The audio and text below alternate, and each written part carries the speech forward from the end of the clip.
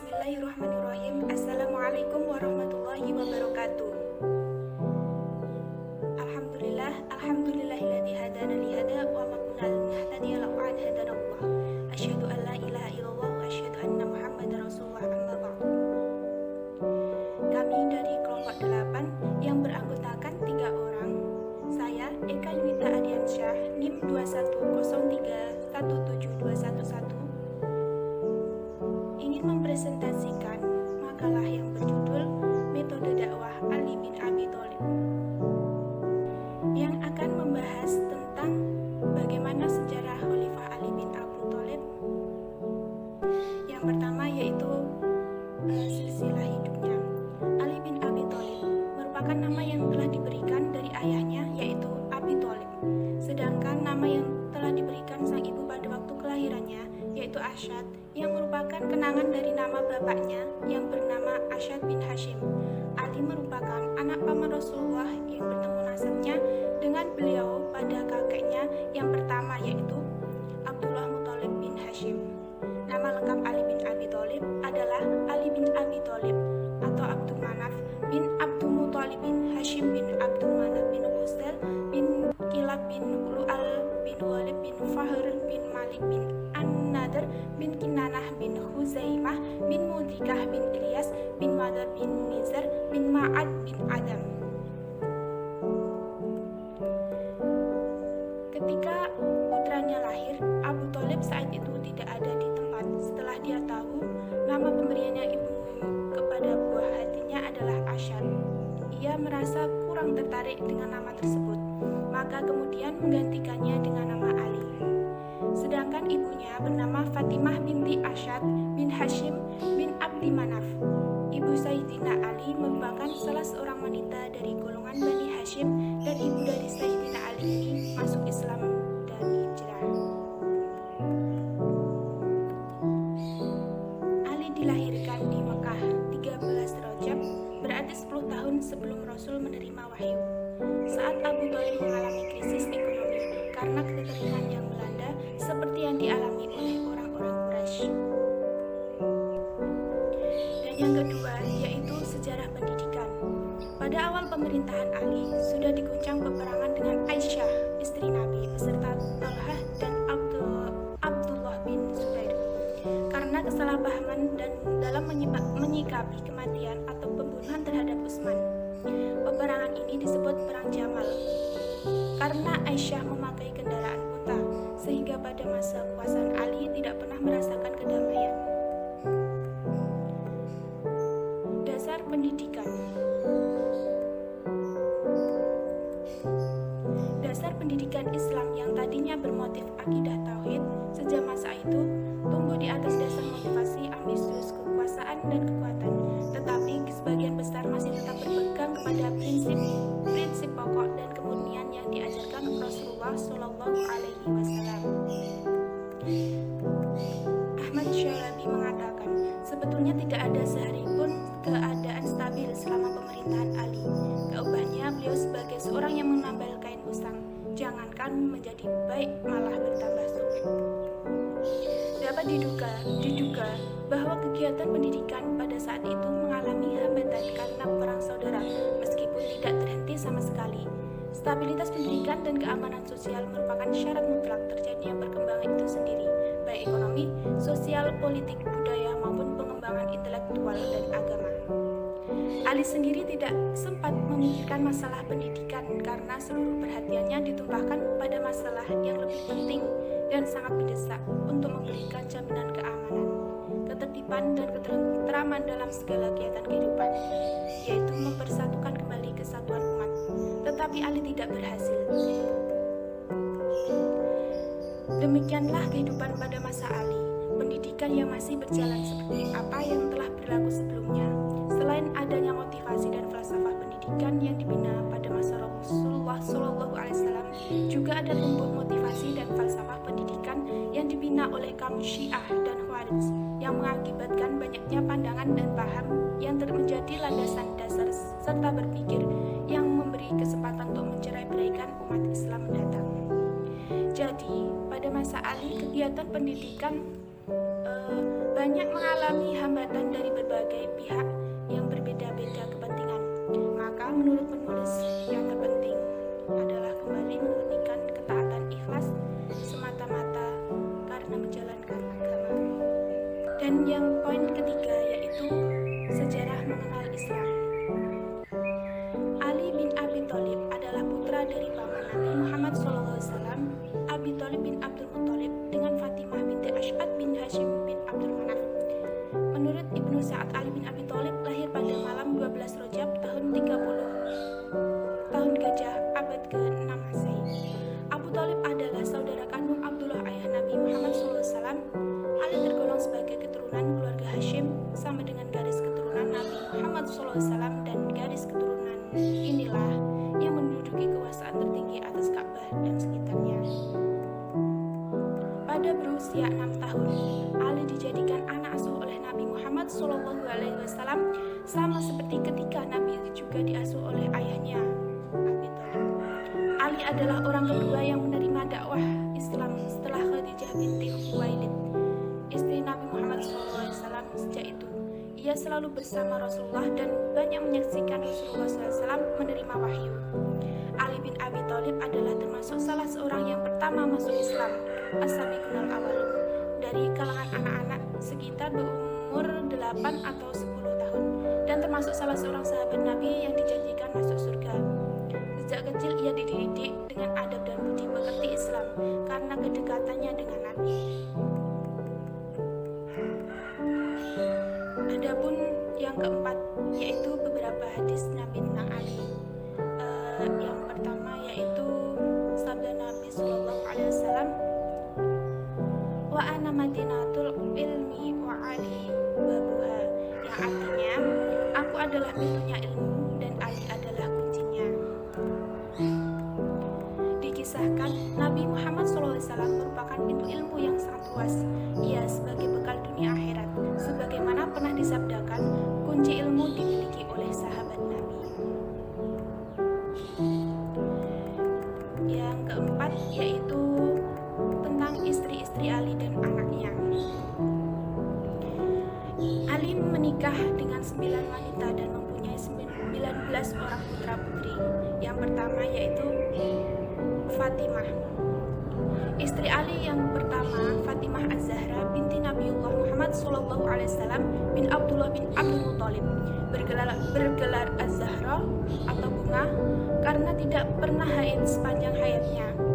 Ali tidak menikah lagi ketika Fatimah masih hidup. Dengan Fatimah, Ali dikaruniai anak yang bernama Hasan bin Ali, Husain bin Ali, dan seorang calon bayi bernama Muhsin dan Muhassin. Tetapi disebutkan bahwa Fatimah keguguran saat mengandung Muhsin atau Muhassin. Beliau juga melahirkan 2 orang putri, Zainab Al-Kubra dan Ummu Kulsum Al-Kubra. Yang kedua yaitu Ummu Babin binti Husam dari Bani Amir bin Kilab. Ali menikahi Ummul Banin binti Husam. Nama asli Husam adalah Abu Al-Majid bin Khalid bin Rabi'ah bin Al-Walid bin Ka'ab bin Amir bin Kilab. Istri Ali kedua ini yang melahirkan 4 putra yaitu Abbas, Ja'far, Abdullah, dan Utsman. Mereka semua syahid bersama Husain pada tragedi Karbala. Imam Thabari menyebutkan hanya Al-Abbas yang memiliki keturunan dari istri Ali bin Abi Thalib. Istri yang ketiga yaitu Laila binti Mas'ud At-Tamimiyah. Istri Ali yang ketiga, Laila binti Mas'ud At-Tamimiyah. Laila melahirkan 2 putra yaitu Abdullah dan Abu Bakar.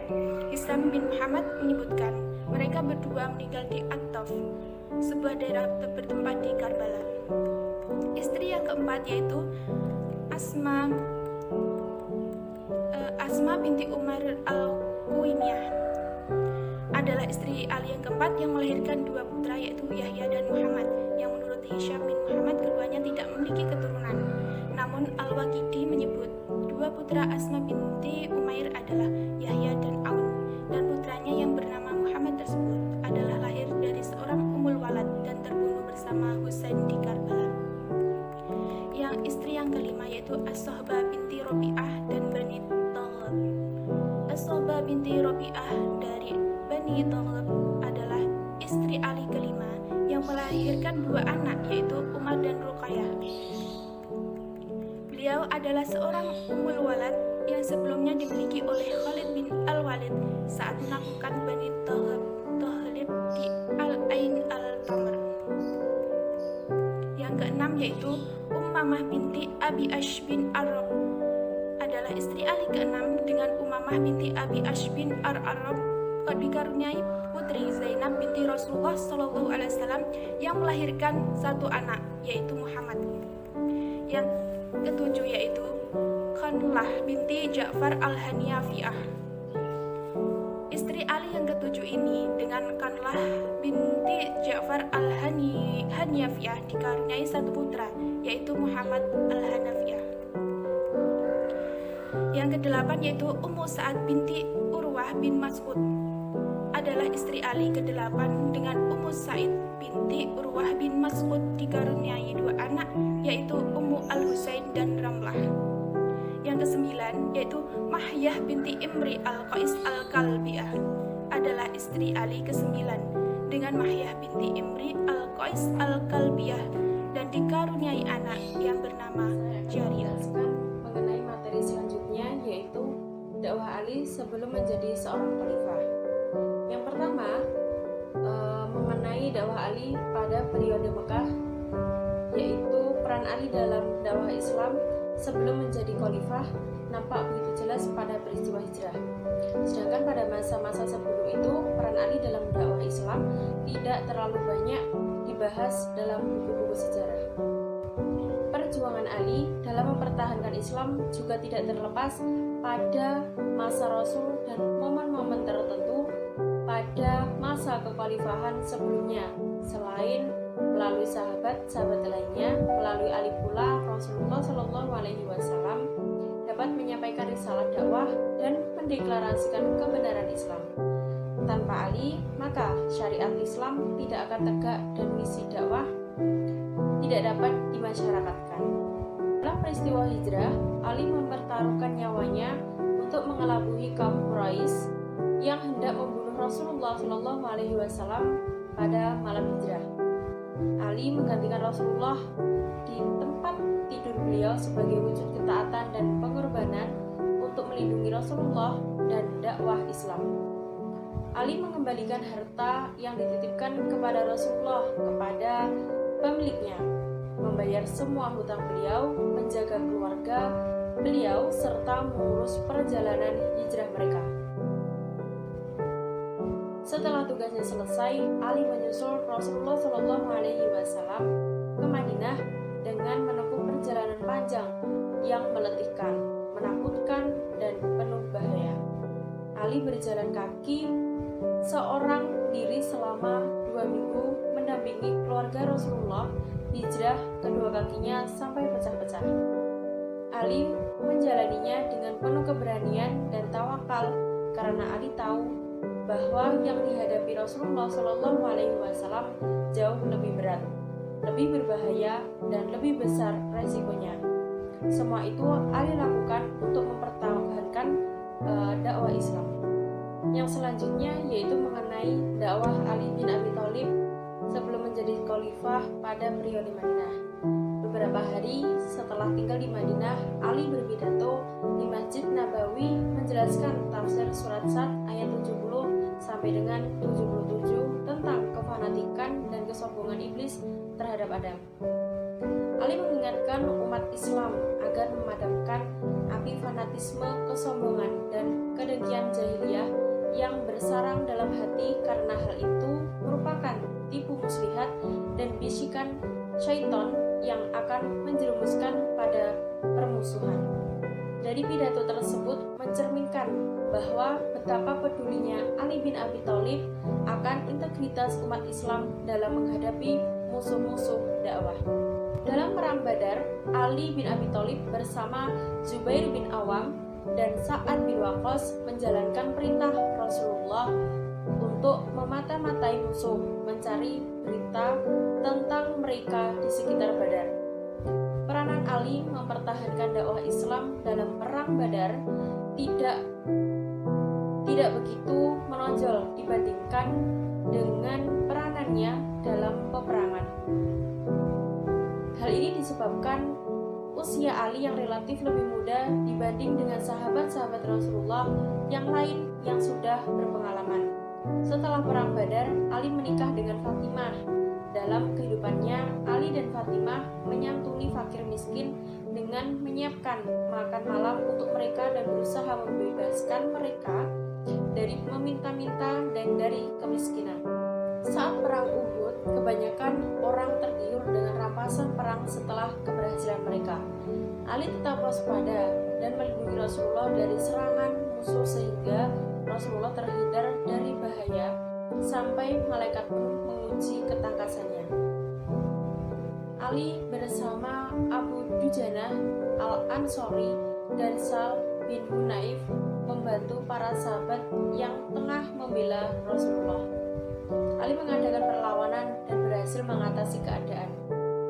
Banyak para pemuka Quraisy diantaranya dari Bani Maksum yang dapat dikalahkan. Kekalahan muslimin dalam perang Uhud merupakan kesempatan bagi kabilah-kabilah Quraisy untuk memperkuat pasukannya. Hal ini tentu sangat mengancam keberadaan muslimin di Madinah Bani Nadir. Bani Nadir adalah salah satu kabilah yang dikhawatirkan akan menyerang kaum muslimin secara tiba-tiba. Untuk itu, Rasulullah mengadakan operasi militer terhadap Bani Nadir. Rasulullah mendirikan tenda di sebuah sungai kering di daerah Bani Katmah. Tiba-tiba, di kegelapan malam, seorang Bani Nadir bernama Gorur menembakkan anak panah ke arah Rasulullah SAW, namun tidak mengenai sasaran.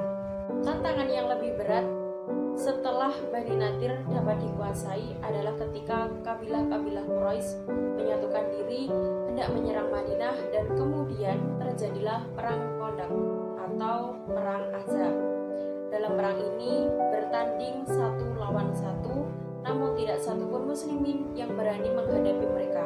Lalu Ali meminta izin kepada Rasulullah SAW untuk menghadapinya. Pada mulanya Rasulullah tidak mengizinkan, mengingat kehebatan Amr dalam berperang. Tetapi pada akhirnya Rasulullah mengizinkan Ali untuk berperang. Ali menghampiri Amr disertai dengan Jarir bin Abdullah Al-Ansori. Ali menyeru Amr untuk masuk Islam, saksi bahwa tiada Tuhan selain Allah dan Muhammad. Pada mulanya Rasulullah tidak mengizinkan Ali untuk berperang, mengingat kehebatan Amr dalam berperang. Tetapi pada akhirnya Rasulullah SAW mengizinkan Ali untuk berperang. Kemudian Ali menyeru kepada Amr untuk masuk Islam, bersaksi bahwa tiada Tuhan selain Allah dan Muhammad adalah utusan Allah. Namun Amr menolak ajaran tersebut sehingga Ali terpaksa bertanding dengannya sampai Amr tidak berdaya. Penaklukan terhadap wilayah-wilayah dan kabilah-kabilah tersebut merupakan benteng keamanan bagi dakwah Islam. Dalam kondisi seperti itulah Rasulullah SAW beserta kaum muslimin bermaksud menunaikan ibadah umroh. Namun kaum Quraisy menghalanginya sampai akhirnya disepakatilah perjanjian Hudaybiyah.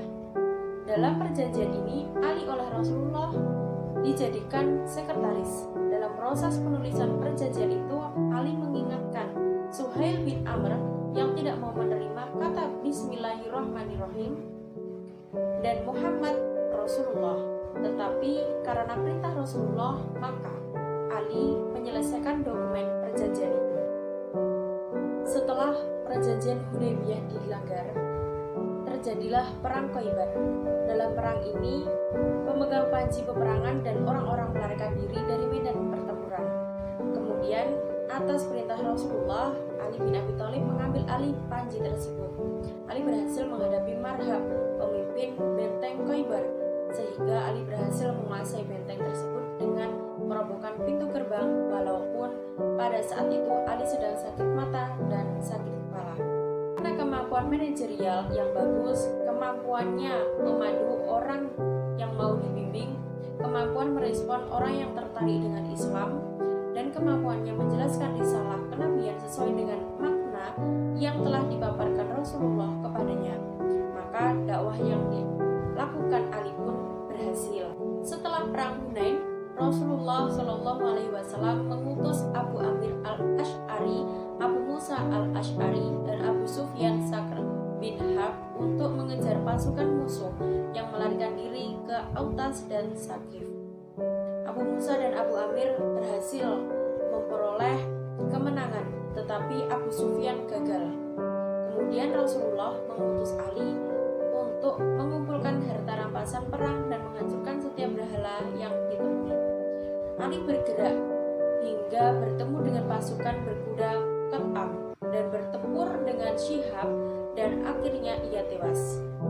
Ali juga menewaskan Nafi dan Ghailan dan Ma'dib, sehingga musuh ketakutan dan banyak di antara yang menyerahkan diri dan akhirnya masuk Islam. Dalam perang Tabuk, Rasulullah Shallallahu Alaihi Wasallam menyerahkan urusan keluarganya sendiri kepada Ali karena orang-orang munafik yang dipimpin oleh Abdullah bin Ubay dan mereka yang masih lemah imannya lebih memilih tinggal di Madinah. Ali menjaga keluarga Rasulullah dari gangguan mereka, mencegah mereka menguasai Madinah sehingga warga Madinah aman dari pengkhianatan dan juga kejahatan dari mereka. Oleh karena itu, Ali tidak ikut serta dalam peperangan tersebut. Setelah perang Tabuk, sesuai dengan perintah Rasulullah, Ali memimpin Muhajirin untuk menemui Bani Zubair. Di antara mereka ada yang bernama Amr bin Ma'di Karib yang telah murtad karena Rasulullah tidak memenuhi keinginannya menghukum Ubay bin Ats yang telah membunuh ayahnya dengan alasan karena dia telah masuk Islam. Amr menantang muslimin untuk berperang, lalu Ali bangkit untuk menghadapinya. Pertempuran terjadi dengan sengitnya dan kemudian Amr melarikan diri. Saudara dan sepupunya tewas, istrinya Ruqanah binti Salamah beserta kaum wanitanya ditawan. Dengan berakhirnya perang Tabuk, maka selesai juga tugas Rasulullah Shallallahu Alaihi Wasallam untuk berdakwah. Sampai pada akhirnya beliau wafat. Sepeninggal Rasulullah, Ali bin Abi Thalib lebih banyak mencurahkan perhatiannya pada masalah ilmu dan memperdalam pengetahuan Al-Quran dan fikihnya. Kebanyakan waktunya dipergunakan untuk membaca Al-Quran, mempelajari beberapa kitab suci dan kitab-kitab lainnya yang ada padanya sampai saat itu untuk memperluas pandangan budaya yang diketahuinya. Ali tidak keluar rumah kecuali ke masjid untuk melakukan salat wajib berjamaah. Ali menjadi tumpuan khalifah Abu Bakar, Umar, dan juga Utsman untuk dimintai fatwa dan pendapatnya dalam menghadapi masalah-masalah hukum. Ali sudah terbiasa memberikan pelajaran di masjid mengenai masalah-masalah fikih dan tafsir serta menjadi tempat mereka bertanya. Bila tiba waktu sholat, Ali pergi ke masjid dan mengambil tempat tertentu untuk kemudian memberikan pengajian. Dengan kemampuan ijtihadnya dalam memecahkan masalah agama yang pelik, Ali mampu menjawab pertanyaan-pertanyaan jamaah. Assalamualaikum warahmatullahi wabarakatuh. Saya Solehatul Hania akan menyampaikan tentang poin C. Yang pertama yaitu proses pemilihan Ali. Khalifah Ali bin Abi Thalib diangkat menjadi khalifah pada tahun 35 Hijriah atau 656 Masehi, menggantikan Khalifah Utsman bin Affan yang terbunuh oleh sekelompok pemberontak dari Mesir karena ketidakpuasan mereka terhadap gaya kepemimpinan Utsman bin Affan. Karena mereka menganggap bahwa Khalifah Utsman bin Affan lebih mengutamakan saudara-saudaranya ataupun keluarganya yang menjabat sebagai pejabat di kekhalifahan. Oleh karena itu, mereka sepakat untuk melakukan pembunuhan kepada Utsman bin Affan. Setelah Setelah terbunuhnya Khalifah Utsman bin Affan, masyarakat Mesir dan Kufah serta penduduk lainnya bertanya, siapakah yang cocok menggantikan Khalifah Utsman bin Affan? Akhirnya mereka menunjuk Khalifah Ali bin Abi Thalib, Zubair bin Awam, Thalhah bin Ubaidillah, Sa'ad bin Abi Waqqas, dan Abdullah bin Umar bin Khattab agar bersedia menjadi khalifah menggantikan Ali bin Abi Thalib. Namun di antara mereka tidak ada yang setuju. Akhirnya mereka melakukan musyawarah untuk menentukan siapa yang cocok untuk menggantikan Khalifah Utsman bin Affan. Setelah selesai berunding, mereka akhirnya sepakat untuk menentukan siapakah yang menggantikan Khalifah Utsman. Mereka mendatangi penduduk Mekah untuk mengambil keputusan karena penduduk Mekah merupakan ahli syuro yang berhak memutuskan pengangkatan khalifah. Akhirnya mereka pun memilih Ali bin Abi Thalib untuk diangkat menjadi khalifah. Awalnya Ali bin Abi Thalib menolak dikarenakan ia merasa tidak pantas untuk menggantikan Khalifah Utsman. Ia merasa pengangkatannya tidak didukung oleh penduduk Madinah, terutama veteran dari Perang Badar. Dengan berbagai argumen yang ditunjukkan oleh kelompok-kelompok tersebut, akhirnya Khalifah Ali bin Abi Thalib bersedia untuk diangkat atau dibaiat menjadi khalifah pengganti Utsman bin Affan. Ali bin Abi Thalib dibaiat menjadi khalifah pada hari Jumat di Masjid Nabawi.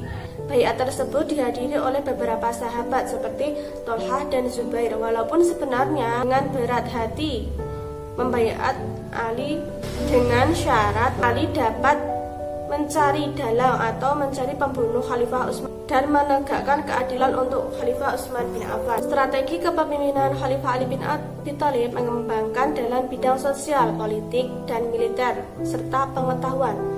Ali bin Abi Thalib mengambil langkah tegas, diantaranya memecat kepala-kepala daerah yang diangkat Khalifah Utsman bin Affan dengan kepala baru untuk menggantikannya, termasuk Muawiyah yang digantikan oleh Sa'id bin Junaif sebagai gubernur di Syam. Ali bin Abi Thalib dalam menegakkan kekhalifahan menegakkan beberapa hal. Yang pertama, mengganti para gubernur yang diangkat Khalifah Utsman bin Affan, menarik kembali tanah milik negara, perkembangan di bidang politik militer, perkembangan di bidang ilmu bahasa, serta perkembangan di bidang pembangunan. Pada masa pemerintahan Ali bin Abi Thalib terdapat banyak konflik yang terjadi, seperti terjadinya Perang Jamal. Perang ini terjadi di Basra, Irak pada tahun 656 Masehi antara pasukan Khalifah Ali bin Abi Thalib dengan Aisyah istri Rasulullah yang menginginkan keadilan atas meninggalnya Khalifah Utsman bin Affan. Yang kedua yaitu Perang Siffin. Perang Siffin ini terjadi antara pasukan Ali bin Abi Thalib dengan pasukan Muawiyah bin Abi Sufyan. Di tengah berkecamuknya Perang Siffin, Muawiyah menawarkan perdamaian kepada Ali dan menawarkan jalan tahkim. Namun Ali tidak menyetujui tahkim tersebut. Yang ketiga yaitu arbitrase dengan pihak Muawiyah. Arbitrase atau juga disebut dengan tahkim, mana artinya mencari jalan tengah atau menjadikan seseorang sebagai jalan tengah untuk menyelesaikan masalah tersebut. Abdul Karim Zidan menjelaskan bahwa tahkim adalah pengangkatan atau penunjukan secara sukarela dari dua orang yang bersengketa akan seseorang yang dipercayai untuk menyelesaikan sengketa tersebut. Unsur-unsur dalam arbitrase tersebut yaitu ada dua orang atau lebih dari kedua belah pihak, ada dua orang atau beberapa yang ditunjuk untuk menyelesaikan sengketa, ada materi yang dipersengketakan, ada hasil penyelesaian sengketa sama-sama disetujui oleh kedua belah pihak. Sebenarnya Ali mempunyai landasan kuat sebagai khalifah. Ia dipilih secara demokratis melalui proses pemilihan yang sangat demokratis juga. Karena lihat sebelum memilih Ali bin Abi Thalib, mereka juga telah menawarkan jabatan itu pada sahabat yang lain. Pada saat perang terjadi, ketika pasukan Khalifah Ali sudah hampir mencapai kemenangan, pasukan Muawiyah mengangkat Al-Quran di ujung pedangnya, berbicara kepada Ali bahwa mereka telah menyetujui atau memilih jalan damai. Penempatan dan pembuatan berbagai hal yang bersifat ijtihad. Yang pertama yaitu pasukan perang. Khalifah Ali mempunyai kelebihan seperti kecerdasan, ketelitian, ketegasan, keberanian, dan sebagainya. Banyak usaha yang dilakukan, termasuk bagaimana merumuskan sebuah kebijakan kepentingan negara, agama, dan umat. Yang kedua yaitu polisi. Dalam bahasa Arab, kepolisian disebut al-syurtoh. Kepolisian berperan sangat penting dalam pemerintahan Khalifah Islamiyah. Mereka bertanggung jawab menjaga stabilitas keamanan negara, menjaga keselamatan rakyat, mengamankan jiwa raga, serta harta benda. Umat Islam telah mengenal kepolisian sejak masa Rasulullah SAW di Madinah. Yang ketiga yaitu pasukan pengawal khalifah. Ali memilih pasukan pengawal khalifah yang bisa dipercaya dan cerdas, seperti memilih Abdullah bin Abbas sebagai pasukan pengawal khalifah sekaligus penasihat yang sampai penasihatnya Muawiyah Amr bin As tidak berani beradu argumen dengannya dan lebih memilih Abu Musa al-Asy'ari sebagai hakim tahkimnya Ali. Yang keempat yaitu penetapan keputusan hukum syariat. Ali bin Abi Thalib menetapkan beberapa hukum syariat. Yang pertama, kemaslahatan agama.